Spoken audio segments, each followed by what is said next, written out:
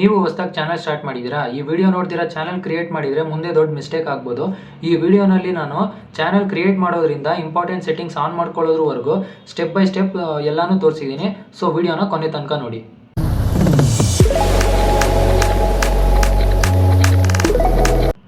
Channel create ಮಾಡೋದಕ್ಕೆ 5 steps ಇರುತ್ತೆ. ಮೊದಲನೇ ಸ್ಟೆಪ್ ಬಂದ್ಬಿಟ್ಟು ಅದೇ ಚಾನಲ್ ಕ್ರಿಯೇಟ್ ಮಾಡೋದು.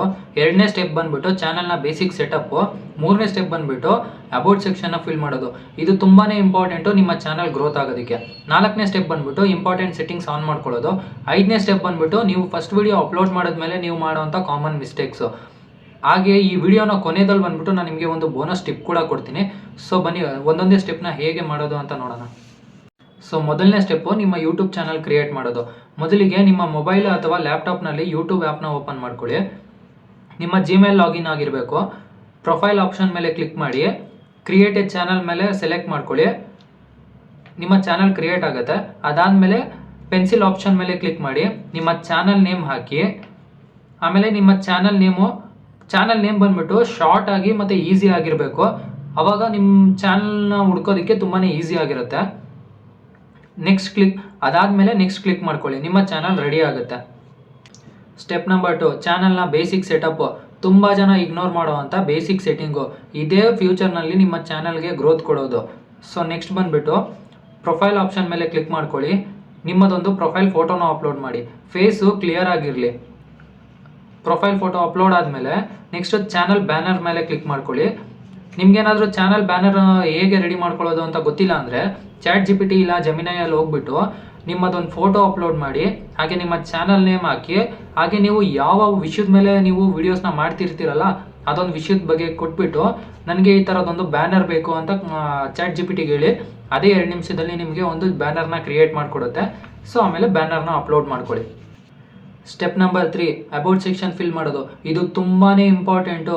ಇದೇ ನಿಮ್ಮ ಯೂಟ್ಯೂಬ್ ಚಾನಲ್ಲು ಯಾವ ವಿಷಯದ ಬಗ್ಗೆ ವಿಡಿಯೋಸ್ ಮಾಡ್ತಿದ್ದೀರಾ, ಹಾಗೆ ಯಾವ ಲ್ಯಾಂಗ್ವೇಜಲ್ಲಿ ಮಾಡ್ತಿದ್ದೀರಾ, ಹಾಗೆ ವೀಕ್ಗೆ ಎಷ್ಟು ವಿಡಿಯೋಸ್ನ ಅಪ್ಲೋಡ್ ಮಾಡ್ತಿದ್ದೀರಾ ಅಂತ ಜನರಿಗೆ ತಿಳಿಸ್ಕೊಡೋದು.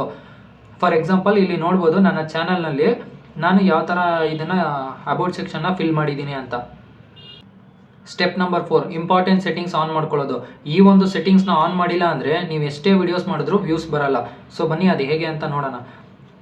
ಫಸ್ಟ್ ಬಂದುಬಿಟ್ಟು ನೀವು ಚಾನಲ್ನ ವೆರಿಫಿಕೇಷನ್ ಮಾಡ್ಕೋಬೇಕು. ಅದಕ್ಕೆ ಬಂದುಬಿಟ್ಟು ನೀವು ನಿಮ್ಮ ಗೂಗಲ್ ಕ್ರೋಮು ಅಥವಾ ಯಾವುದಾನ ಬ್ರೌಸರ್ನ ಓಪನ್ ಮಾಡಿಕೊಂಡು www.youtubestudio.com ಅಂತ ಸರ್ಚ್ ಮಾಡಿ.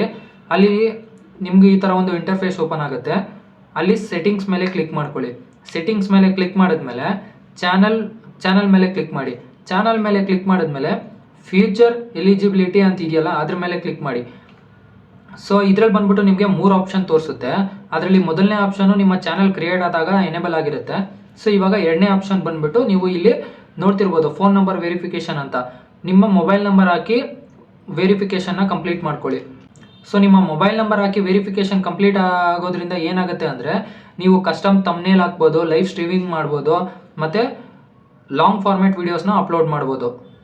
ಸೊ ನೆಕ್ಸ್ಟ್ ಬಂದುಬಿಟ್ಟು ಅಡ್ವಾನ್ಸ್ ಫೀಚರ್ ಅಂತಿದೆ ನೋಡಿ, ಅದ್ರ ಮೇಲೆ ಕ್ಲಿಕ್ ಮಾಡಿ. ಇಲ್ಲಿ ಬಂದ್ಬಿಟ್ಟು ನೀವು ಜಾಸ್ತಿ ಏನು ಮಾಡೋಕ್ಕೆ ಹೋಗ್ಬೇಡಿ, ಜಸ್ಟ್ ಸಿಂಪಲ್ ಆಗಿ ವಿಡಿಯೋ ವೆರಿಫಿಕೇಷನ್ ಮೇಲೆ ಕ್ಲಿಕ್ ಮಾಡಿ ನಿಮ್ಮದೊಂದು ವಿಡಿಯೋನ ತಗೊಂಡು ವಿಡಿಯೋ ವೆರಿಫಿಕೇಷನ್ನ ಕಂಪ್ಲೀಟ್ ಮಾಡ್ಕೊಳ್ಳಿ. ಸೊ ಇದರಿಂದ ಏನಾಗುತ್ತೆ ಅಂದರೆ ಮಾನಿಟೈಸೇಷನ್ಗೆ ನೀವೇನಾದರೂ ಎಲಿಜಿಬಲ್ ಆದಾಗ ನಿಮ್ಮ ಚಾನಲ್ನ ನೀವು ಮಾನಿಟೈಸೇಷನ್ಗೆ ಅಪ್ಲೈ ಮಾಡ್ಬೋದು. ಡೈಲಿ ಬಂದ್ಬಿಟ್ಟು 2ರಿಂದ 3 ಲಾಂಗ್ ಫಾರ್ಮ್ಯಾಟ್ ವಿಡಿಯೋಸ್ ಅಪ್ಲೋಡ್ ಮಾಡ್ಬೋದು. ಹಾಗೆ ಶಾರ್ಟ್ಸ್ನೂ ಕೂಡ 2ರಿಂದ 3 ಅಪ್ಲೋಡ್ ಮಾಡ್ಬೋದು. ಮತ್ತು ನಿಮ್ಮ ವಿಡಿಯೋಸ್ನಲ್ಲಿ ಡಿಸ್ಕ್ರಿಪ್ಷನಲ್ಲಿ ನೀವು ಇನ್ಸ್ಟಾಗ್ರಾಮ್ ಲಿಂಕು, ವಾಟ್ಸಪ್ ಲಿಂಕು, ಮತ್ತು ನಿಮ್ಮ ಜಿಮೇಲ್ ID ಈ ಥರ ಎಲ್ಲ ಕೊಡ್ತೀರಾ ಗೊತ್ತಾ. ಈ ಥರ ಒಂದು ಲಿಂಕ್ಗಳನ್ನ ನೀವು ಈ ವಿಡಿಯೋ ವೆರಿಫಿಕೇಷನ್ ಮಾಡಿದ್ಮೇಲೆ ನೀವು ಅಲ್ಲಿ ಹಾಕೋಕ್ಕಾಗೋದು. ಇಲ್ಲ ಅಂದರೆ ಅದು ಯಾರಿಗೂ ಕೂಡ ಶೋ ಆಗಲ್ಲ. ಸೊ ವಿಡಿಯೋ ವೆರಿಫಿಕೇಷನ್ನ ಮಾಡ್ಕೊಳ್ಳಿ.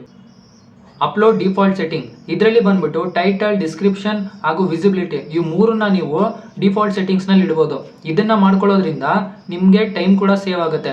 ಡಿಸ್ಕ್ರಿಪ್ಷನಲ್ಲಿ ಬಂದ್ಬಿಟ್ಟು ನೀವು Instagram link, Facebook link, WhatsApp link ಈ ಥರ ಡಿಫಾಲ್ಟ್ ಸೆಟ್ಟಿಂಗ್ಸಲ್ಲಿ ಇಡ್ಕೊಬೋದು. ಇದರಿಂದ ತುಂಬಾ ಟೈಮ್ ಸೇವ್ ಆಗುತ್ತೆ. ಸೊ ಇಷ್ಟು ಮಾಡಿದ್ಮೇಲೆ ನಿಮ್ಮ ಚಾನಲ್ ರೆಡಿ. ಈಗ step number 5, first video upload ಮಾಡಿದ್ಮೇಲೆ ಎಲ್ಲರೂ ಮಾಡುವಂಥ ಕಾಮನ್ ಮಿಸ್ಟೇಕು. ಈಗ ನೀವೆಲ್ಲ ಏನು ಮಾಡ್ತೀರಾ ಅಂದರೆ ಫಸ್ಟ್ ವಿಡಿಯೋ ಅಪ್ಲೋಡ್ ಮಾಡಾದ್ಮೇಲೆ ಆ ಒಂದು ವಿಡಿಯೋ ಪರ್ಫೆಕ್ಟ್ ಆಗೋವರೆಗೂ ವೆಯ್ಟ್ ಮಾಡ್ತೀರಾ. ಆ ಒಂದು ವಿಡಿಯೋ ಪರ್ಫೆಕ್ಟ್ ಆಗೋವರೆಗೂ ಕಾಯಬೇಡಿ. ಫಸ್ಟ್ ವಿಡಿಯೋ ಅಪ್ಲೋಡ್ ಮಾಡಿದ್ಮೇಲೆ ನೆಕ್ಸ್ಟ್ ಅಂತ ಕನ್ಸಿಸ್ಟೆನ್ಸಿ ಮೇಂಟೈನ್ ಮಾಡಿಕೊಂಡು ಡೈಲಿ ಒಂದೊಂದು ವಿಡಿಯೋನ ಹಾಕ್ಕೊಂಡು ಹೋಗಿ. ಸೊ ಅದೇನಾಗುತ್ತೆ ಅಂದರೆ ಹೋಗ್ತಾ ಹೋಗ್ತಾ ಹೋಗ್ತಾ ಇಂಪ್ರೂವ್ ಆಗುತ್ತೆ. ಸೊ ಅವಾಗ ನಿಮ್ಮ ಈ ವಿಡಿಯೋಗೆ ನೀವು ಯಾವ್ದಾನ ಒಂದು ವಿಡಿಯೋಯಿಂದ ವ್ಯೂಸ್ ಬರೋದಕ್ಕೆ ಸ್ಟಾರ್ಟ್ ಆದಾಗ, ಸೊ ನಿಮ್ಮ ಚಾನಲ್ಗೆ ಬಂದು ವಿಸಿಟ್ ಮಾಡಿದಾಗ ಈ ವಿಡಿಯೋಸ್ಗೂ ಕೂಡ ವ್ಯೂಸ್ ಬರೋದಕ್ಕೆ ಸ್ಟಾರ್ಟ್ ಆಗುತ್ತೆ. ಸೊ ಅದೊಂದು ವಿಡಿಯೋ ಪರ್ಫೆಕ್ಟ್ ಆಗೋವರೆಗೂ ಯಾರು ವೆಯ್ಟ್ ಮಾಡಬೇಡಿ. ಸೊ ಇಲ್ಲಿ ಇಂಪಾರ್ಟೆಂಟ್ ಪಾಯಿಂಟು, ಡೈಲಿ ವಿಡಿಯೋಸ್ನ ಅಪ್ಲೋಡ್ ಮಾಡಿ, ಇಂಪ್ರೂವ್ ಆಗುತ್ತೆ.